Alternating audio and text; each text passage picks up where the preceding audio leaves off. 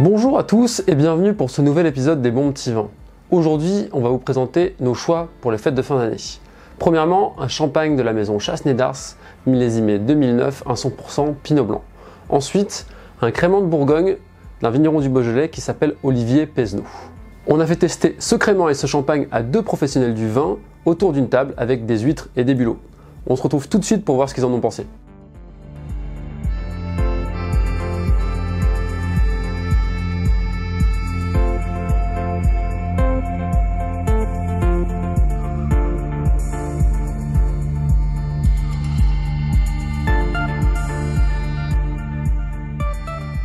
Aujourd'hui, j'ai dégusté un crément de Bourgogne d'Olivier Pesneau qui se trouve être dans le Beaujolais. C'est un crément qui est très frais, sur la fraîcheur, un côté gourmand au nez au départ, mais je pense que ce qui le caractérise, c'est la fraîcheur.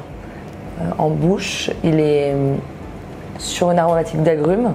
Alors j'ai dégusté un crément de Bourgogne, 100% chardonnay, très intéressant, une ouverture très aromatique, très saline, une belle bulle en bouche, très présente. Et c'était super intéressant, c'était très engageant, ça avait envie d'en reboire. Alors oui, on a dégusté du coup le crément tout à l'heure avec un plateau de fruits de mer, entre autres des bulots qui étaient cuits avec du cidre, du thym, du poivre également. Ça a très bien matché. Évidemment, le crément, il y a de la fraîcheur, et le bulot, il y a du gras. Donc déjà, c'est un accord qui était intéressant. J'ai trouvé que le crément magnifiait les aromates qui avaient été mis sur la cuisson du bulot. Complètement différent. L'huître très saline, très aromatique, c'était des plates de belon. Et en fait, le crément mettait vraiment plus en avant le côté salin, la fraîcheur, et on était beaucoup moins sur ce côté herbal ou fruité, donc ça accompagnait bien. Après, j'ai préféré avec les bulots, moi personnellement. C'est une question de goût, mais c'est très intéressant. J'ai goûté un champagne 100% Pinot Blanc, un extrait brut millésime 2009. C'est la découverte et super surprise. Beaucoup de fraîcheur à l'ouverture, un peu frais, donc au début je trouve ça très bien. L'élégance champenoise, ça me plaît. Et en fin de compte, quand il vient à température, on découvre un côté oxydatif que j'avais pas du tout, qui n'était pas perceptible en fait à l'ouverture.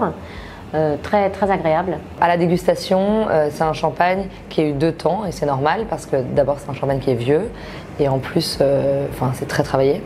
Donc d'abord on a eu toute une aromatique au nez, très brioché, les arômes pâtissiers, donc toasté, beurré, c'est très agréable.